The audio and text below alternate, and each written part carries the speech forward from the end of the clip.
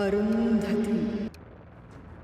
ಅದೊಂದು ಸೂರ್ಯನ ಬೆಳಕು ಒಳಗಡೆ ಬರದೇ ಇರೋಂತಹ ದಟ್ಟವಾದ ಕಾಡು. ಚಿಕ್ಕಮಗಳೂರು ಜಿಲ್ಲೆ ಹತ್ರ ಇರೋ ಆ ಕಾಡಿನಲ್ಲಿ ಮನುಷ್ಯನ ಸಂಪರ್ಕ ತುಂಬಾನೇ ಕಡಿಮೆ. ಕಾಡು ಪ್ರಾಣಿಗಳೇ ಇಲ್ಲಿನ ನಾಗರಿಕರು. ಅಂತಹ ದಟ್ಟವಾದ ಕಾಡೊಳಗೆ ಒಂದು ಹಳೇ ಕಾಲದ ಬೂತ್ ಬಂಗ್ಲೆ ಥರದ್ದೊಂದು ಬಂಗ್ಲೆ ಇತ್ತು. ತಪಸ್ಯ 10 ವರ್ಷದಿಂದ ಅಲ್ಲಿ ಬಂಧಿಯಾಗಿದ್ಲು. ಅವಳನ್ನ ಹೀಗೆ ಬಂದ್ಸಿಟ್ಟಿದ್ದು ಬೇರೆ ಯಾರೂ ಅಲ್ಲ, ಅವಳ ಸ್ವಂತ ತಾತ ಅಮರೇಂದ್ರ. ಅವಳ ತಾತ ಅಮರೇಂದ್ರ ಒಬ್ಬ ಡಾಕ್ಟರ್ ಕಮ್ ಸೈಂಟಿಸ್ಟ್. ತನ್ನ ಎಕ್ಸ್ಪೆರಿಮೆಂಟ್ಸ್ಗೋಸ್ಕರ ಸ್ವಂತ ಮೊಮ್ಮಗಳನ್ನೇ ಬಳಸ್ಕೊತಾ ಇದ್ದಂತಹ ಮನುಷ್ಯ ರೂಪದ ರಾಕ್ಷಸ. ತಪಸ್ಯ ಕೇವಲ 5 ವರ್ಷ ಮಗು ಆಗಿದ್ದಾಗ್ಲೇ ಅವಳ ತಾತ ಅವಳನ್ನ ಕಾಡಿನ ಮಧ್ಯ ಇರೋ ಈ ಮನೇಲಿ ಬಂದ್ಸಿಟ್ಟಿದ್ದ. ತಪಸ್ಯ ದೊಡ್ಡೋಳಾದ್ರೂ ಅವಳಿಗೆ ಹೊರಗಡೆ ಜಗತ್ತಿನ ಸಂಪರ್ಕನೇ ಇರಲಿಲ್ಲ. ಅವನಿಗೆ ನನ್ ಮೊಮ್ಮಗಳು ತಪಸ್ಯಾಗೆ ಹುಟ್ಟಿದಾಗಿಂದನೂ ವಿಶೇಷ ಶಕ್ತಿ ಇದೆ ಅಂತ ಗೊತ್ತಿತ್ತೋ ಏನೋ. ಒಂದಿನ ಕೈಗೆ ಯಾವುದೋ ಕ್ರೀಮ್ ಹಚ್ಚಿ ಅವಳ ಕೈ ಸುಟ್ಟೋಗೋ ತರ ಆಗಿ ಇಡೀ ದಿನ ತಪಸ್ಯ ಉರಿ ತಾಳಕ್ಕೋಗ್ದೆ ಒದ್ದಾಡ್ತಿದ್ಲು. ಮತ್ತೊಂದಿನ ಯಾವುದೋ ಇಂಜೆಕ್ಷನ್ ಕೊಟ್ಟು ಅವಳಿಗೆ ಮೈಯೆಲ್ಲ ನವೆ ಆಗೋಗಿತ್ತು. ಹಿಂಗೆ ದಿನ ವಿಚಿತ್ರವಾದ ಎಕ್ಸ್ಪೆರಿಮೆಂಟ್ಸ್ ಮಾಡಿ ಅವಳಿಗೆ ಚಿತ್ರ ಹಿಂಸೆ ಮಾಡ್ತಿದ್ದ. ಸ್ವಂತ ಮೊಮ್ಮಗಳು ಅನ್ನೋದ್ನು ಮರೆತು ಅವಳನ್ನ ಪ್ರಾಣಿ ತರ ಟ್ರೀಟ್ ಮಾಡ್ತಿದ್ದ. ಅಲ್ಲಿ ಅವಳಿಗಿದ್ದಿದ್ ಒಂದೇ ಒಂದು ಫ್ರೆಂಡ್ ಅಂದ್ರೆ ಅದು ಒಂದು ಕಪ್ಪು ಬೆಕ್ಕು ಮಾತ್ರ. ಆ ಬೆಕ್ಕಿಗೆ ತಪಸ್ಯ ಪ್ರೀತಿಯಿಂದ ಮಿಂಚು ಅಂತ ಕರಿತಿದ್ಲು. ಮಿಂಚು ಬೇರೆ ಬೆಕ್ಕಳ ತರ ಇರ್ಲಿಲ್ಲ. ಮಿಂಚುಗೆ ಮೊದ್ಲಿಂದಾನೂ ಒಂದ್ ಅಮೋಘವಾದ ಶಕ್ತಿ ಇತ್ತು. ಅದಕ್ಕೆ ತಪಸ್ಯ ಮಾತಾಡ್ತಾ ಇದ್ದಿದ್ದೆಲ್ಲ ಪೂರ್ತಿಯಾಗಿ ಅರ್ಥ ಆಗ್ತಾ ಇತ್ತು. ಅದಕ್ಕೂ ದೊಡ್ಡ ಶಕ್ತಿ ತಪಸ್ಯಾಗಿತ್ತು. ಅದೇನಂದ್ರೆ ಮಿಂಚು ಮಾತು ಅವಳಿಗೆ ಅರ್ಥ ಆಗ್ತಿತ್ತು. ಹಾಗೆ ಮಿಂಚು ತಪಸ್ಯ ಜೊತೆ ಮಾತ್ರ ಮಾತಾಡ್ತಿತ್ತು. ಮಿಂಚು ಮತ್ತೆ ತಪಸ್ಯ 2 ದೇಹ, 1 ಆತ್ಮ ಅನ್ನೋ ತರ ಇದ್ರು. ಮಿಂಚು ಕಳೆದ 10 ವರ್ಷದಿಂದನೂ ತಪಸ್ಯ ಜೊತೆಗಿತ್ತು. ತಪಸ್ಯ ಅಲ್ಲಿ ಬಂದಿಯಾಗಿದ್ರು ಹೊರಗಿನ ಪ್ರಪಂಚ ಅಂದ್ರೆ ಅವಳಿಗೆ ತುಂಬಾನೇ ಕುತೂಹಲ. ತಾ ನೋಡ್ದೇ ಇರೋ ಜಗತ್ತೊಂದು ಹೇಗಿರುತ್ತೆ ಅನ್ನೋದನ್ನ ಅವಳು ತಲೆಲಿ ಕಲ್ಪಿಸ್ಕೊತಾ ಇದ್ಲು. ಆಗಾಗ ಮಿಂಚು ಹೊರಗಿನ ಪ್ರಪಂಚ ನೋಡ್ಕೊಂಬಂದು ಅಲ್ಲಿ ಏನಾಗ್ತಿದೆ ಅನ್ನೋ ಕತೆನೆಲ್ಲ ತಪಸ್ಯಂಗೆ ಹೇಳ್ತಿತ್ತು. ಹಾಗಾಗಿ ತಪಸ್ಯ ಹೊರಗಡೆ ಜಗತ್ತಿನ ಬಗ್ಗೆ ಮಿಂಚು ಹೇಳೋದ್ನ ಕೇಳಿ ತಿಳ್ಕೊತಿದ್ಲು. ಜೊತೆಗೆ ಅವಳ ತಾತ ಮನೇಲಿ ಲೈಬ್ರರಿ ಒಂದನ್ನೇ ಇಟ್ಕೊಂಡಿದ್ದ. ತಪಸ್ಯ ಅಲ್ಲಿದ್ದ ಬುಕ್ಸ್ನ ಓದಿ ಹೊರಗಿನ ಪ್ರಪಂಚದ ಬಗ್ಗೆ ತಿಳ್ಕೊತಾ ಇದ್ಲು.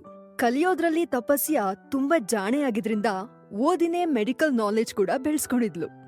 ಮಿಂಚು ಮಾತುಗಳನ್ನ ಕೇಳಿ ತಪಸ್ಯಗೆ ತಾನೂ ಆಚೆ ಹೋಗ್ಬೇಕು, ತುಂಬಾ ಜನನ ಫ್ರೆಂಡ್ಸ್ ಮಾಡ್ಕೋಬೇಕು, ಹೊರಗಡೆ ಸುತ್ತಾಡ್ಬೇಕು ಅಂತೆಲ್ಲ ಆಸೆ ಆಗ್ತಿತ್ತು. ಸೊ ಆಗಾಗ ತಾತನ್ ಹತ್ರ ಆಚೆ ಹೋಗ್ಲಾ ಅಂತ ಕೇಳ್ತಿದ್ಲು. ಆದ್ರೆ ಅವಳ ತಾತ ಆಚೆ ಹೋಗೋಕೆ ಪರ್ಮಿಷನ್ನೇ ಕೊಡ್ತಿರ್ಲಿಲ್ಲ. ಬದ್ಲಿಗೆ ಅವಳು ಹಾಗೆ ಕೇಳ್ದಾಗ, ತಪ್ಪಿಸ್ಕೊಳ್ಳೋ ಪ್ರಯತ್ನ ಮಾಡ್ದಾಗೆಲ್ಲ ಅವಳ ತಾತ ಶಿಕ್ಷೆ ಕೊಟ್ಟು ಬೋನ್ನಲ್ಲಿ ಕೂಡ್ ಹಾಕ್ತಿದ್ದ. ಒಂದಿನ ತಪಸ್ಯಾಗೆ ಆಚೆ ಹೋಗ್ಲೇಬೇಕು ಅಂತ ತುಂಬಾ ಅನ್ನಿಸ್ತಿತ್ತು. ಪ್ಲೀಸ್ ತಾತ, ಒಂದೇ ಒಂದ್ಸಲ ಆಚೆ ಹೋಗ್ಬಿಟ್ ಬರ್ತೀನಿ ಅಂತ ಅಮರೇಂದ್ರನ್ ಹತ್ರ ಬೇಡ್ಕೊಂಡ್ಲು. ಆಗ ಅಮರೇಂದ್ರ ಅವಳನ್ನ ಎಳ್ಕೊಂಡ್ ಹೋಗಿ ಒಂದು ಬೋನ್ನಲ್ಲಿ ಕೂಡ್ ಹಾಕ್ದ.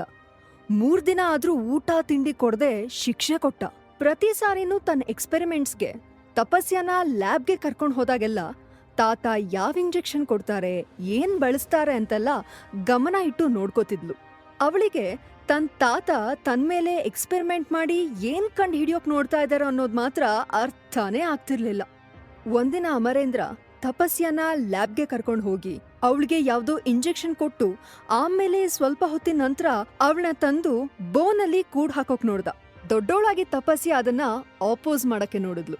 ತಾತನ್ನ ತಳ್ಳಿ ತಪ್ಪಿಸ್ಕೊಳಕ್ ನೋಡಿದ್ಲು. ಆದ್ರೆ ತಾತ ಸಿಟ್ಟಿನಿಂದ ಅವಳಿಗೆ ಹೊಡೆದು, ನಿನ್ನ ಬದುಕೋಕ್ ಬಿಟ್ಟಿದ್ಕೆ ನನ್ನೇ ನುಂಗಕ್ ನೋಡ್ತಿದ್ಯಲ್ಲ, ನಿನ್ನಿಂದ ನಂಗೇನು ಪ್ರಯೋಜನ ಆಗಿಲ್ಲ, ನೀನಿನ್ನೂ ಈ ಭೂಮಿ ಮೇಲಿರೋ ಅವಶ್ಯಕತೆ ನನ್ಗೇನಿಲ್ಲ ಅಂದು ಅವಳನ್ನ ಕೂಡ್ ಹಾಕಿ ಅವಳನ್ನ ಮುಗಿಸ್ಬೇಕು ಅನ್ನೋ ನಿರ್ಧಾರ ಮಾಡಿ ಹೊರಟ. ನನ್ನಿಂದ ಈ ರಾಕ್ಷಸನ್ನ ಸಹಿಸ್ಕೊಳಕ್ ಆಗದೇ ಇಲ್ಲ. ಎಕ್ಸ್ಪೆರಿಮೆಂಟ್ಸ್ಗೆ ತನ್ನ ಸ್ವಂತ ಮೊಮ್ಮಗಳನ್ನೇ ಬಳಸ್ಕೊಳ್ಳೋದಲ್ದೆ ಈ ರಾಕ್ಷಸ ಇನ್ಮೇಲೆ ನನ್ನ ಬದುಕೋಗೂ ಬಿಡಲ್ಲ. ಇಲ್ಲ, ನಾನ್ ಏನಾದ್ರೂ ಮಾಡಿ ಇಲ್ಲಿಂದ ತಪ್ಪಿಸ್ಕೊಂಡ್ಲೇಬೇಕು. ಆದ್ರೆ ತಾತ ನನ್ನ ಹೋಗಕ್ ಬಿಡಲ್ಲ ಅಂತ ಮಿಂಚು ಹತ್ರ ತಪಸ್ಯ ಹೇಳಿದ್ಲು. ಅದ್ಸರಿ, ಆದ್ರೆ ಹೇಗ್ ತಪ್ಪಿಸ್ಕೊಳ್ಳೋದು ಅಂತ ಇಬ್ರು ತುಂಬಾ ಯೋಚನೆ ಮಾಡಿದ್ರು. ತಾತನ್ ಬುಕ್ಸ್ನಲ್ಲೇ ಓದಿದ್ ಮೆಥಡ್ಸ್ನ ತಪ್ಪಿಸ್ಕೊಳಕ್ ಯೂಸ್ ಮಾಡೋಣ ಅಂತ ತಪಸ್ಯ ಮಿಂಚುಗ್ ಹೇಳಿದ್ಲು. ಹಾಗೆ ತಪಸ್ಯಗೆ ಒಂದ್ ಐಡಿಯಾನೂ ಹೊಳಿತು. ಅವಳು ಗುಟ್ಟಾಗಿ ಮಿಂಚುಗೆ ಏನೋ ಹೇಳಿದ್ಲು. ಮಿಂಚು ಉಪಾಯವಾಗಿ ತಾತ ತನ್ನ ಎಕ್ಸ್ಪೆರಿಮೆಂಟ್ಸ್ಗೆ ಬಳಸ್ತಾ ಇದ್ದ ಸ್ಟವ್ ಪಕ್ಕ ಇದ್ದ ಗ್ಯಾಸ್ ಸಿಲಿಂಡರ್ ಹತ್ರ ಹೋಗಿ ಹಲ್ಲಲ್ಲಿ ಅದ್ರ ಮುಚ್ಚಳನ ಕೀಳ್ತು. ನಿಧಾನವಾಗಿ ಬೋನ್ ಕೀ ತಂದು ತಪಸ್ಯ ಕೊಡ್ತು. ಆ ಕೀನ ಯೂಸ್ ಮಾಡ್ಕೊಂಡು ತಪಸ್ಯ ಬೋನಿಂದ ಆಚೆ ಬಂದ್ಲು. ಇನ್ನೇನು ಬೆಂಕಿ ಪೊಟ್ನ ತಗೊಂಡು ಆಚೆ ಹೋಗ್ಬೇಕು, ತಪಸ್ಯನ ಕರ್ಕೊಂಡ್ ಹೋಗೋಕೆ ತಾತ ಬಂದ್ರು. ತಪಸ್ಯ ಹೊರಗಿರೋದ್ ನೋಡಿ ಅವಳನ್ನ ಎಳಿಯೋಕ್ ಹೊರಟ ತಾತನ್ನ ಅವಳು ಬಗ್ಸಿ ಅವನ್ ಹಿಂದೆ ಇದ್ದಿದ್ ಬೆಂಕಿ ಪೊಟ್ನನ ತಗೊಂಡ್ಲು. ತಾತ ಏಳೋ ಮುಂಚೆನೆ ಅವನ್ ಲ್ಯಾಬ್ ಎಕ್ವಿಪ್ಮೆಂಟ್ಸ್ ಮೇಲೆ ತಳ್ಳಿ ಅವನು ಸುಧಾರ್ಸ್ಕೊಳ್ಳೋ ಮುಂಚೆನೆ ತಾನ್ ಆಚೆ ಬಂದ್ಬಿಟ್ಲು. ಅಲ್ಲೇನಾಗ್ತಿದೆ ಅಂತ ಅಮರೇಂದ್ರಂಗ್ ಗೊತ್ತಾಗೋಷ್ಟ್ರಲ್ಲಿ ಬೆಂಕಿ ಇಡೀ ಮನೆಗೆ ಹರಡಿತ್ತು. ಮಿಂಚು ರೂಮಿನ ಆಚೆ ತಪಸ್ಯಾಗಾಗಿ ಕಾಯ್ತಾ ಇತ್ತು. ತಪಸ್ಯಾನ 10 ವರ್ಷದಿಂದ ಕೂಡಿಟ್ಟ ಜೈಲು ಉರಿದು ಬೂದಿ ಆಗ್ತಿತ್ತು. ಅದ್ನ ನೋಡಿ ತಪಸ್ಯಾಗೆ ಒಂಥರ ಖುಷಿ ಆಯ್ತು. ಅರೆ, ಇದೇನಿದು, ಮನೆ ಪೂರ್ತಿ ಸುಟ್ಟು ಹೋಗ್ತಿದೆ.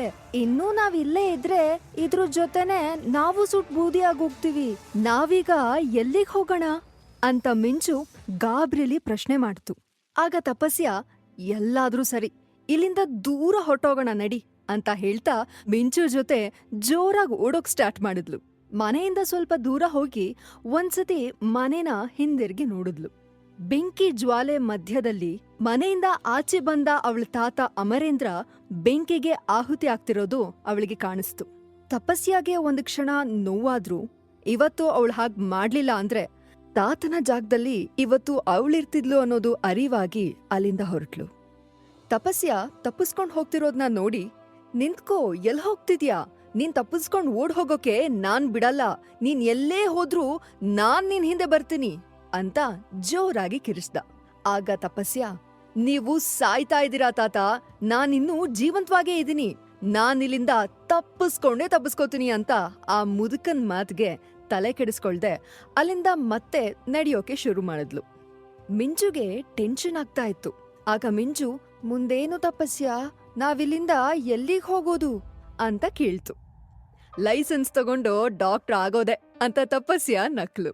ಆಗ ಮಿಂಚು, ನಿಂಗೆ ಮೆಡಿಸಿನ್ ಬಗ್ಗೆ ಇಷ್ಟೆಲ್ಲಾ ನಾಲೆಜ್ ಇದೆ ಅಂತ ಗೊತ್ತಿದ್ದಿದ್ರೆ ನಿಮ್ ತಾತ ನಿನ್ನ ಖಂಡಿತ ಬದುಕಕ್ ಬಿಡ್ತಿರ್ಲಿಲ್ಲ. ಮತ್ತೆ ಅವರು ಕೂಡ ನೆಮ್ಮದಿಯಿಂದ ಬದುಕ್ತಾ ಇರ್ಲಿಲ್ಲ. ಅವರೇ ದೊಡ್ಡ ಸೈಂಟಿಸ್ಟು, ಡಾಕ್ಟ್ರು ಅನ್ಕೊಂಡಿದ್ರು ಅಂತ ಹೇಳ್ತು. ತಪಸ್ಯ ಮಿಂಚುನ ಕರ್ಕೊಂಡು ಆ ಮನೆಯಿಂದೇನೋ ಹೊರಗ್ ಬಂದ್ಲು. ಆದ್ರೆ ಅವಳಿಗೆ ಎಲ್ ಹೋಗ್ಬೇಕು ಅಂತಾನೆ ಗೊತ್ತಾಗ್ಲಿಲ್ಲ. ಸುತ್ಲೂ ನೋಡಿದ್ಲು, ಎಲ್ ನೋಡಿದ್ರು ದಟ್ಟವಾದ ಕಾಡು. ಅವಳಿಗೆ ಭಯ ಆಗೋಕ್ ಶುರುವಾಯ್ತು. ಆಗ ಮಿಂಚುನೆ ತಪಸ್ಯಾಗೆ ಸಮಾಧಾನ ಮಾಡೋಕೆ ಟ್ರೈ ಮಾಡ್ತಿತ್ತು. ಇಬ್ರು ಕಾಡು ಮೇಡು ಅಲ್ದು ಸುಸ್ತಾದ್ರು. ಒಂದಿಡೀ ದಿನ ಕಾಡಲ್ಲಿ ಅಲ್ದ ಮೇಲೆ ಹೇಗೋ ಒಂದ್ ರಸ್ತೆ ಸಿಕ್ತು. ಅವ್ರ ಪುಣ್ಯಕ್ಕೆ ಅದು ಸಿಟಿಗ್ ಹೋಗೋ ರಸ್ತೆ ಆಗಿತ್ತು. ಅಲ್ಲಿ ಸುಮಾರ್ ಹೊತ್ ಕಾದ್ಮೇಲೆ ದೂರದಿಂದ ಒಂದ್ ಕಾರ್ ಬರ್ತಾ ಇರೋದ್ ಕಾಣಿಸ್ತು.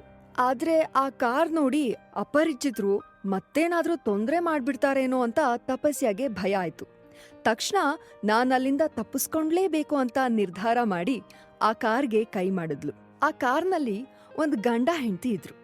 ಅವರು ಅಲ್ಲಿಂದ ಬೆಂಗಳೂರು ಕಡೆ ಹೊರಟಿದ್ರು. ತಪಸ್ಯ ನೋಡೋಕೆ ಬಹಳ ಸುಂದರಿಯಾಗಿದ್ಲು. ಆದ್ರೆ ಹಳೆ ಹರ್ದ್ ಬಟ್ಟೆ ಹಾಕಿರೋದ್ರಿಂದ ದೂರದಿಂದ ನೋಡೋರ್ಗೆ ಭಿಕ್ಷುಕಿ ತರ ಕಾಣ್ತಿದ್ಲು. ಆ ಕಾರ್ನಲ್ಲಿದ್ದೋರು ತಮ್ಮ ಕಾರ್ ನಿಲ್ಸಿ ಅವಳನ್ನ ವಿಚಿತ್ರವಾಗಿ ನೋಡಿದ್ರು.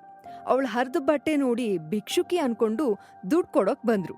ಆದ್ರೆ ತಪಸ್ಯ, ನಂಗ್ ದುಡ್ಡು ಬೇಡ, ನನ್ನ ನಿಮ್ ಜೊತೆ ಕರ್ಕೊಂಡ್ ಹೋಗಿ ಅಂತ ಬೇಡ್ಕೊಂಡ್ಲು. ಅವಳ ಮುದ್ದಾದ ಮುಖ ಆ ದಂಪತಿಗಳನ್ನ ಸೆಳೀತು. ಅವರು ತಮ್ಮ ಜೊತೆ ತಪಸ್ಯನ ಕರ್ಕೊಂಡ್ ಹೋದ್ರು. ಹನುಮಂತನ್ ಹಿಂದೆ ಬಾಲ ಅನ್ನೋ ಹಾಗೆ ತಪಸ್ಯನ್ ಹಿಂದೆ ಮಿಂಚು ಕೂಡ ಕಾರ್ ಹತ್ಕೊಂತು. ಕಾರಲ್ಲಿದ್ದಿದ್ ಗಂಡ ಹೆಂಡತಿಗೆ ಮಕ್ಳಿರ್ಲಿಲ್ಲ. ದೇವ್ರೇ ನಮ್ಗೆ ಇವಳನ್ನ ಕೊಟ್ಟಿದ್ದಾರೆ ಅಂತ ಅನ್ಕೊಂಡು ಅವರು ಖುಷಿ ಪಟ್ರು. ನಾವ್ ಇವಳನ್ನ ಮಗಳ ತರ ನೋಡ್ಕೋಬೇಕು, ಈ ಮಗುಗೆ ತಂದೆ ತಾಯಿ ಪ್ರೀತಿನ ನಾವ್ ಕೊಡ್ಬೇಕು ಅಂತ ಅವರು ಅನ್ಕೊಂಡ್ರು. ಕಾರಲ್ಲಿದ್ದಿದ್ ಹೆಂಗ್ಸು ತಪಸ್ಯನ ನೋಡ್ತಾ, ಏನ್ ಪುಟ್ಟ ನಿನ್ ಹೆಸರು, ಎಷ್ಟು ವರ್ಷ ನಿಂಗೆ ಅಂತ ಕೇಳಿದ್ಲು. ಅದ್ಕೆ ತಪಸ್ಯ, ನನ್ ಹೆಸರು ತಪಸ್ಯ, ನಂಗೆ 15 ವರ್ಷ ಅಂತ ಹೇಳಿದ್ಲು. ಅವ್ರಿಗೆ ತಪಸ್ಯನ ನೋಡಿ ಪಾಪ ಅನಿಸ್ತು. ತಂದೆ ತಾಯಿ ಪ್ರೀತಿನೇ ನೋಡ್ದೇ ಇರೋ ತಪಸ್ಯಾಗೆ ತಂದೆ ತಾಯಿ ಪ್ರೀತಿ ಸಿಕ್ಮೇಲೆ ಅವಳು ತುಂಬಾನೇ ಚೇತರಿಸ್ಕೊಂಡ್ಲು. ತಪಸ್ಯ ಕಾಡಿನ ಒಂಟಿ ಮನೇಲಿ ಬಂದಿಯಾಗಿದ್ದಕ್ಕೆ ಅವಳಿಗೆ ಹೊರ ಜಗತ್ತನ್ನ ನೋಡಿ ಗೊತ್ತಿರ್ಲಿಲ್ಲ. ಆದ್ರೆ ಮಿಂಚು ಹೇಳೋ ಕತೆಗಳನ್ನ ಕೇಳಿ ಹೊರ ಪ್ರಪಂಚದ ಬಗ್ಗೆ ಸ್ವಲ್ಪ ತಿಳ್ಕೊಂಡಿದ್ಲು. ಇಲ್ಲಿಗ್ ಬಂದ್ಮೇಲೆ ಹೊರ ಪ್ರಪಂಚದ ಬಗ್ಗೆ ಜಾಸ್ತಿನೇ ತಿಳ್ಕೊಳ್ಳೋಕೆ ಶುರು ಮಾಡಿದ್ಲು. ತಪಸ್ಯ ಸ್ಕೂಲ್ಗೆ ಹೋಗದೆ ಇದ್ರೂನು ಮನೇಲೆ ಬುಕ್ಸ್ನೆಲ್ಲ ಓದಿ ಮಿಂಚು ಹತ್ರ ಕೇಳಿ ತಿಳ್ಕೊಂಡು ತುಂಬಾನೇ ನಾಲೆಜ್ ಬೆಳೆಸ್ಕೊಂಡಿದ್ಲು. ಅದು ಅಲ್ಲದೆ ತನ್ನ ತಾತ ಮಾಡ್ತಿದ್ದ ಎಕ್ಸ್ಪೆರಿಮೆಂಟ್ಸ್ನ ಬಹಳ ಗಮನ ಇಟ್ಟು ನೋಡ್ತಿದ್ಲು. ಹಾಗಾಗಿ ಅವಳಿಗೆ ಮೆಡಿಕಲ್ ಫೀಲ್ಡ್ ಬಗ್ಗೆ ತುಂಬಾ ಇಂಟ್ರೆಸ್ಟ್ ಇತ್ತು. ಹಾಗೆ ಮೆಡಿಸಿನ್ ಬಗ್ಗೆ ಒಳ್ಳೆ ನಾಲೆಜ್ ಕೂಡ ಇತ್ತು. ಸೊ ಅವಳಿಗೆ 15 ವರ್ಷದವಳಾಗಿನೇ MBBS ಸೇರೋಕೆ ಸಾಧ್ಯವಾಯಿತು. ನಂತರ ಅದನ್ನ ಪಾಸ್ ಮಾಡೋದು ಕೂಡ ದೊಡ್ಡ ಕಷ್ಟ ಅಂತೇನು ಅನ್ಸ್ಲಿಲ್ಲ. 5 ವರ್ಷದ ನಂತರ ತಪಸ್ಯ ಅಫಿಷಿಯಲಿ MBBS ಪಾಸ್ ಆಗಿ ಡಾಕ್ಟರ್ ಆದ್ಲು. ತಪಸ್ಯ ಡಾಕ್ಟರ್ ಆದ್ಮೇಲೆ ಕೋರಮಂಗಲದಲ್ಲಿರೋ ಪ್ರೇರಣಾ ಹಾಸ್ಪಿಟಲ್ನಲ್ಲಿ ಹೌಸ್ ಸರ್ಜನ್ ಆಗಿ ವರ್ಕ್ ಮಾಡ್ತಿದ್ಲು. ಮಿಂಚು ಕೂಡ ತಪಸ್ಯ ಜೊತೆಗೆ ಯಾವಾಗ್ಲೂ ಹಾಸ್ಪಿಟಲಿಂದ ಮನೆಗೆ, ಮನೆಯಿಂದ ಹಾಸ್ಪಿಟಲ್ಗೆ ಓಡಾಡ್ತಿತ್ತು. ಒಂದಿನ ತಪಸ್ಯ ಹಾಸ್ಪಿಟಲ್ ಅಲ್ಲಿ ತನ್ನ ಕ್ಯಾಬಿನ್ ನಲ್ಲಿರುವಾಗ ಅಲ್ಲಿ ದೊಡ್ಡ ಸ್ಫೋಟ ಆಯ್ತು. ಏನಾಯ್ತು, ಏನ್ ಹೋಯ್ತು ಅಂತ ಗೊತ್ತಾಗೋಷ್ಟ್ರಲ್ಲೇ ಅಲ್ಲಿರೋ ಎಲ್ರಿಗೂ ಎಚ್ಚರ ತಪ್ತು. ತಪಸ್ಯ ಕ್ಯಾಬಿನ್ ತುಂಬಾ ಹೊಗೆ ತುಂಬಿಕೊಂಡಿತ್ತು. ತಪಸ್ಯ ಅಲ್ಲೇ ಕುಸ್ತು ಕೆಳಗ್ ಬಿದ್ಲು. ತುಂಬಾ ಹೊತ್ತಾದ್ಮೇಲೆ ತಪಸ್ಯಂಗೆ ಎಚ್ಚರ ಆಯ್ತು. ಕಣ್ಬಿಟ್ ನೋಡಿದ್ರೆ ತಾನು ಹಾಸ್ಪಿಟಲ್ ಅಲ್ಲಿ ಇಲ್ಲ ಅನ್ನೋದು ಗೊತ್ತಾಯ್ತು. ತಾನ್ ಎಲ್ಲಿದ್ದೀನಿ, ಏನಾಗ್ತಿದೆ ಅಂತ ಅವಳಿಗೆ ಗೊತ್ತೇ ಆಗ್ಲಿಲ್ಲ. ಮಲಗ್ದಲ್ಲಿಂದ ಏಳೋಕ್ ಟ್ರೈ ಮಾಡಿದ್ಲು. ಆಗ ಅವಳಿಗೆ ತಾನ್ ಮುಂಚೆ ಹಾಕೊಂಡಿರೋ ಡಾಕ್ಟರ್ ಕೋಟ್ ಹಾಕೊಂಡಿಲ್ಲ, ಮೈ ಪೂರ್ತಿ ಮುಚ್ಚೋ ಉದ್ದವಾದ ಲಂಗ ಹಾಕೊಂಡಿದ್ದೀನಿ ಅನ್ನೋದು ಗೊತ್ತಾಯ್ತು. ಜೊತೆಗೆ ಅವಳಿಗೆ ಉದ್ದವಾದ ಜಡೆ ಇತ್ತು. ರಾಜ್ಕುಮಾರಿ ತರ ಕೈಯಲ್ಲೊಂದು ಮುದ್ರೆ ಇತ್ತು. ಇದು ತನ್ನ ದೇಹ ಅಲ್ಲ ಅಂತ ಅವಳಿಗೆ ಅನಿಸ್ತಾ ಇತ್ತು. ಅಲ್ದೆ ತಾನಿವಾಗ ಹಾಸ್ಪಿಟಲಲ್ಲಿ ಇಲ್ಲ, ಯಾವುದೋ ಒಂದು ಬಂಡೆ ಕಲ್ ಮೇಲೆ ಬಿದ್ದಿದ್ದೀನಿ ಅನ್ನೋದು ಕೂಡ ಅವಳಿಗೆ ಗೊತ್ತಾಯ್ತು. ಎದ್ದೇಳಕ್ಕೆ ಅಂತ ಟ್ರೈ ಮಾಡಿದ್ಲು. ಆದ್ರೆ ಅವಳ ಕೈ ಕಾಲೆಲ್ಲ ತರ್ಚಿ ಮೂಳೆಗಳೆಲ್ಲ ಅಲ್ಲಲ್ಲಿ ಮುರಿದೋಗಿದ್ವು. ಅವಳಿಗೆ ತಡಿಲಾರ್ದಷ್ಟು ನೋವಾಗ್ತಿತ್ತು. ತಪಸ್ಯ ಸುತ್ತಲೂ ನೋಡಿದ್ಲು. ಅದೊಂದು ದೊಡ್ಡ ಕಾಡು, ಸುತ್ತಲೂ ಕತ್ಲೆ, ಜೋರಾಗಿ ಮಳೆ ಸುರಿತಾ ಇದೆ ಅನ್ನೋದು ಅವಳಿಗೆ ಅರಿವಾಯ್ತು. ಆದ್ರೂ ಅವಳು ಎದ್ದೇಳಕ್ ಟ್ರೈ ಮಾಡಿದ್ಲು. ಆದ್ರೆ ಮೈ ತುಂಬಾ ಗಾಯ ಆಗಿ ಜೋರಾದ ಮಳೆಗೆ ಮೈ ಐಸ್ ತರ ಕೋಲ್ಡ್ ಆಗಿತ್ತು. ಮಳೆಯಿಂದ ಅವಳ ಬಟ್ಟೆ ಪೂರ್ತಿ ಒದ್ದೆ ಆಗಿತ್ತು. ನಾನಿಲ್ಲೇ ಹೀಗೆ ಇದ್ರೆ ಖಂಡಿತ ಸತ್ತೋಗ್ತೀನಿ ಅಂತ ತಪಸ್ಯಂಗ್ ಅನ್ನಿಸ್ತು. ಸುತ್ತಲೂ ನೋಡಿದ್ಲು. ದೂರದಲ್ಲೊಂದು ಗುಹೆ ತರ ಅವಳಿಗೆ ಕಾಣಿಸ್ತು. ಏನಾದ್ರೂ ಆಗ್ಲಿ ಅಂತ ಒಂದೇ ಸಮನೆ ಕಾಲೆಳಿತಾ ತೆವಳ್ಕೊಂಡು ಹೋಗೋದಕ್ಕೆ ಶುರು ಮಾಡಿದ್ಲು. ಅಷ್ಟ್ರಲ್ಲಿ ಅವಳು ಮಿಂಚುನ ನೋಡಿದ್ಲು. ಅವಳಿಗೆ ಒಂಥರ ಖುಷಿ ಆದ್ರೂ ಶಾಕ್ ಕೂಡ ಆಯ್ತು. ಯಾಕಂದ್ರೆ ಮಿಂಚುಗೆ ಈಗ ಬೆಕ್ಕಿನ ದೇಹ ಇರಲಿಲ್ಲ. ಮಿಂಚು ಆತ್ಮ ಮಾತ್ರ ಕಪ್ಪು ಹೊಗೆ ರೂಪದಲ್ಲಿ ಅವಳ ಸುತ್ತಮುತ್ತಾನೆ ಸುತ್ತಾ ಇತ್ತು. ಒಂದೊಂದ್ಸರಿ ಬೆಕ್ಕಿನ ರೂಪದಲ್ಲಿದ್ರೆ ಮತ್ತೊಂದ್ಸರಿ ಕಪ್ಪು ಹೊಗೆ ಆಗಿ ತಪಸ್ಯನ ಬೆನ್ ಹಿಂದೆ ಬಚ್ಚಿಟ್ಕೋತಿತ್ತು. ಅವಳು ಅದ್ರ ಜೊತೆ ಮಾತಾಡಿ ಅದಕ್ಕೇನೂ ಆಗಿಲ್ಲ, ಆದ್ರೆ ದೇಹ ಮಾತ್ರ ಇಲ್ಲ ಅಷ್ಟೇ ಅನ್ನೋದನ್ನ ತಿಳ್ಕೊಂಡ್ಲು. ಮಿಂಚುಗೂ ಅಷ್ಟೇ, ತಾನೆಲ್ಲಿದ್ದೀನಿ, ಹಾಸ್ಪಿಟಲ್ನಿಂದ ಇಲ್ಲಿಗೆ ಹೇಗ್ ಬಂದೆ, ತನ್ನ ದೇಹ ಎಲ್ಲಿ ಅನ್ನೋದು ಕನ್ಫ್ಯೂಷನ್ ಆಗ್ತಿತ್ತು. ಮಿಂಚು ಗಾಬರಿಯಿಂದ ನೋವಲ್ಲಿದ್ದ ತಪಸ್ಯಾಗೆ, ತಪಸ್ಯ ಏನಾಯ್ತು ನಿಂಗೆ ಅಂತ ಕೇಳ್ತು. ಮಿಂಚು ಮಾತ್ ಕೇಳಿಸ್ಕೊಂಡ್ರು ಕೂಡ ತಪಸ್ಯಂಗೆ ಏನೂ ಆನ್ಸರ್ ಮಾಡಕ್ಕಾಗ್ತಿರ್ಲಿಲ್ಲ. ಮೊದಲು ಅವಳು ತನ್ನಂತಾನು ಮಳೆಯಿಂದ ಕಾಪಾಡ್ಕೋಬೇಕಿತ್ತು. ಚಳಿಗೆ ಅವಳ ಕಾಲ್ಗಳು ಮರ್ಗಟಿದ್ವು. ಒಂದ್ ಹೆಜ್ಜೆನೂ ಎತ್ತಿಡಕ್ಕಾಗ್ತಿರ್ಲಿಲ್ಲ. ಹಾಗಾಗಿ ಅವಳು ತೆವಳ್ಕೊಂಡು ಹೋಗ್ತಾ ಇದ್ಲು. ಸ್ವತಃ ನಾನೇ ಡಾಕ್ಟರ್ ಆಗಿದ್ರು ನನ್ ಸ್ಥಿತಿನ ನಾನೇ ಸರಿ ಮಾಡ್ಕೊಳಕ್ಕೆ ಯಾವುದೇ ಮೆಡಿಕಲ್ ಎಕ್ವಿಪ್ಮೆಂಟ್ಸ್ ಇಲ್ವಲ್ಲ ಅಂತ ತಪಸ್ಯಾಗೆ ಬೇಜಾರಾಯ್ತು. ಮಿಂಚುಗೆ ತನ್ನ ದೇಹ ಇಲ್ಲ ಅಂತ ಗೊತ್ತಾದ್ರೂ ಮೊದ್ಲಿನ ತರ ನಡಿಬೇಕು ಅಂತಿಲ್ಲ, ಹಾರ್ಕೊಂಡ್ ಹೋಗ್ಬೋದು ಅಂತ ತುಂಬಾ ಎಕ್ಸೈಟ್ ಆಗ್ತಾ ಇತ್ತು. ಅದೇ ಎಕ್ಸೈಟ್ಮೆಂಟ್ ಅಲ್ಲಿ ಮಿಂಚು ತಪಸ್ಯನ ಹುರಿದುಂಬಿಸ್ತಾ ಗುಹೆ ಕಡೆ ಹೋಗೋಕೆ ಸಹಾಯ ಮಾಡ್ತಾ ಇತ್ತು. ಕಣ್ಣೆದ್ರಿಗೇನೆ ಗುಹೆ ಕಾಣಿಸ್ತಾ ಇದ್ರು ಕೂಡ ಅವಳು ಬಿದ್ದ ಜಾಗದಿಂದ ಗುಹೆಗೆ ಹೋಗೋಕೆ ತಪಸ್ಯಾಗೆ ತುಂಬಾ ಕಷ್ಟ ಆಗ್ತಾ ಇತ್ತು. ನಿಧಾನಕ್ಕೆ ತೆರಳುತ್ತಾ ಗುಹೆ ಬಾಗ್ಲುವರೆಗೂ ಬಂದ್ಲು. ಗುಹೆ ಒಳಗಡೆ ಹೋದ ತಕ್ಷಣ ತಪಸ್ಯ ಸ್ವಲ್ಪ ನಿರಾಳವಾಗಿ, ಅಬ್ಬಾ, ಮಳೆಯಿಂದ ಬಚಾವಾಗೋಕೆ ಒಂದ್ ನೆಲೆ ಸಿಕ್ಕಂಗಾಯ್ತು ಅನ್ಕೊಂಡ್ಲು. ಅಷ್ಟ್ರಲ್ಲಿ ಗುಹೆ ಒಳಗಿಂದ ಒಂದು ಭಯಾನಕವಾದ ಸದ್ದು ಕೇಳಿಸ್ತು. ಅರುಂಧತಿ ಅಂತೂ ಆ ಕರಾಳುವ ಧ್ವನಿ.